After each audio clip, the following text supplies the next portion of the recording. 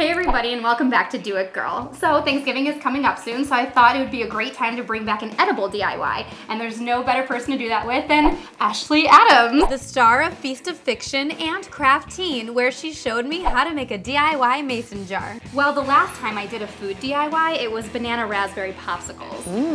It's definitely a lot colder around here now, so instead of a refreshingly cool treat, how about I do a refreshingly hot one? Ooh, delish. Yeah, so get ready, because this week I'm going to show you how to make your own homemade apple cider. Let's do it, girl!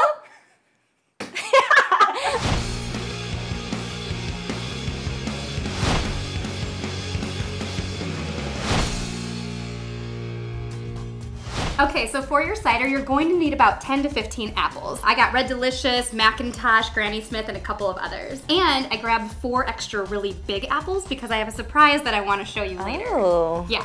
You're also going to need a chopping knife or apple slicer, a mashing tool and scooping tool, a large pot with a lid, 1 teaspoon black pepper, 4 tablespoons ground cinnamon, 3 teaspoons of ground nutmeg, half a teaspoon of ground cloves, half a cup of brown sugar, cheesecloth and a cutting board, and a small orange. Now adding this final fruit is optional, but if you add any more citruses like orange or lemon, it'll enhance the flavor of your cider. All right, let's get cooking. Step 1. Wash all of your fruits thoroughly. And then you're going to chop up your apples using an apple slicer or a cutting knife. So don't worry about getting rid of seeds or peels or the core just yet. We're gonna use it all for right now to really maximize the apple flavor. Step 2. The next step is to toss your apples into your pot along with all of your spices. Add water to your pot so that it just barely covers your apples. Any more than that and your cider's gonna be, well, watery. Keeping your pot uncovered, boil your water. It might be a really good idea to set a timer so that way you know when to check back in. And how long? An hour. An hour? Yeah. Okay, an hour to kill. Wanna go grab coffee? Yeah. Yeah, okay. Step 3. Once your hour is up, cover your pot with your lid and reduce the heat of the water to a simmer. Just so you know, the point of boiling is to soften the apples, and then the point of simmering is to make sure all those spices really help mix into that mixture. Ooh. Yeah. Well, how long are we simmering for? 2 hours. 2 hours? Yeah. Okay. You wanna watch a movie? Mm-hmm. Yeah. Cool. Step 4. Once your 2 hours are up, remove your pot from the heat. Take off the lid and smush up your apples using your mashing tool. Keep going until your apples are nothing more than pulp. Now's a really good time to do a taste test as well. Nice. So, yeah, that way you can see if you need any more spices or if you need to, have it simmer for longer to thicken up the mixture. But either way, be careful because, of course, it is very hot. I'm totally gonna burn my tongue because I am dying to try this. Yeah.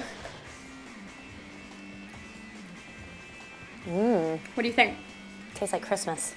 It does taste like Christmas. I like how it's at your own discretion. Like you can just add as much as you need or as little and whatever your little heart desires. Because I said, 4 tablespoons of cinnamon, but add 5 tablespoons, like taste test it. Yeah. I just made this recipe up, but you can make up your own recipe too. That so. is so good. Good. Okay. Can I have some more? Yeah, let's have a little bit more.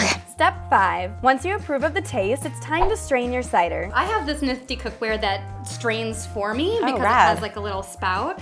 But this is where the cheesecloth can come in handy. What's great about cheesecloth is that, like I showed you in my DIY perfume video from a while back, you can really squeeze every little bit of cider out of that apple pulp. Again, be cautious of the hot temperature, and if you're not going to drink it right away, then you can have the whole mixture cool before straining it. Okay, so I just bought those apples at a store, but how much fun would it be to go apple picking all day, and then you can reward yourself by making such a yummy treat at night.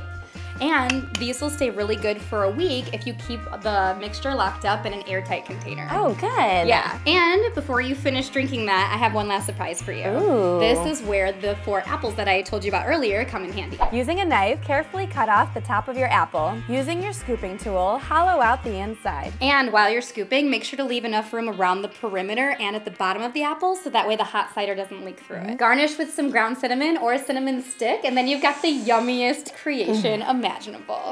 How do you like them apples? Oh, I like them apples a lot. That's right. How did your apples turn out? Tweet both of us at Jamie Petito, at Feast of Fiction, Instagram me at Hey Jamie, or just tell us all about it in the comments below. We did it, girl. I'm Jamie. And I'm Ashley. And you're on Gurl.com. Your apple cider questions answered. Do you really need to buy all those apples? No, you can just buy apple juice and generic spice packets instead of all of those spices, and that way all you have to do is mix them together and then heat them up. Can you use whole spices? Oh yeah, definitely. You can use whole spices instead of ground spices. Okay. That would equate to 4 cinnamon sticks, 4 whole cloves, and then 1 whole nutmeg.